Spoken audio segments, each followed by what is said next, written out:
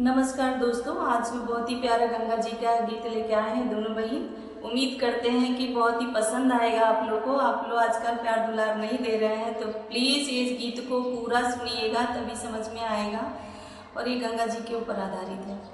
तो गंगा जी के बारे में एक पत्नी अपने पति से बोल रही है, मतलब हंस हंस के बोल रही है कि हमको ऐसा चुनरी बनवा दो, उस पे ये लिखवा दो, वो लिखवा दो। अपने पति से डिमांड कर रही है पति से। वो सबके घर में होता है, सब लोग, हर पत्नी अपने पति से यही मांगती है कि ये कर दीजिए, वो कर दीजिए, ऐसा हो जाएगा, वैसा हो जाएगा। से गाना में सुनने को मिलेगा किसे क्या क्या बोल रही है।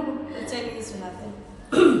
हंसी हंसी के काहेली गुजरिया पलम छपवाई का चुनरिया, हंसी हंसी के काहेली गुजरिया पलम छपवाई का चुनरिया। एक ओरिया गंगा हो, एक ओरिया जमुना, एक ओरिया गंगा हो, एक ओरिया जमुना, बिचवा में सरजूला हरिया पलम छपवाई का चुनरिया, बिचवा में सरजूला हरिया पलम छपवाई का चुनरिया। हंसी हंसी के काहेली गुजरिया पलम छपवाई का चुनरिया। एक ओरिया सूरज हो, एक ओरिया चंदा, एक ओरिया सूरज हो, एक ओरिया चंदा, बिचवा में तारा झरिया पलम छपवाई का चुनरिया, बिचवा में तारा झरिया पलम छपवाई का चुनरिया। हंसी हंसी के काहेली गुजरिया पलम छपवाई का चुनरिया, हंसी हंसी के काहेली गुजरिया पलम छपवाई का चुनरिया।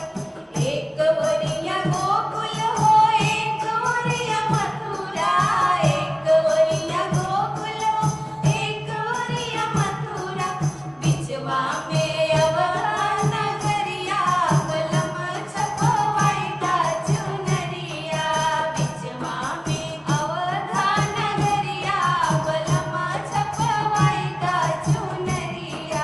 हंसी हंसी के काहेली गुजरिया पलम छपवाई का चुनरिया, हंसी हंसी के काहेली गुजरिया पलम छपवाई का चुनरिया। एक ओरिया सासू हो, एक ओरिया ससुर हो, एक ओरिया सासू हो, एक ओरिया ससुर हो, बिचवा में आपन सूरतिया पलम छपवाई का चुनरिया, बिचवा में आपन सूरतिया पलम छपवाई का चुनरिया। हंसी हंसी के काहेली गुजरिया पलम छपवाई का चुनरिया, हंसी हंसी के काहेली गुजरिया पलम छपवाई का चुनरिया। गैस कैसा लगा जरूर बताइए, जरूर कमेंट में। बताइएगा। हर हर हर महादेव। हर महादेव।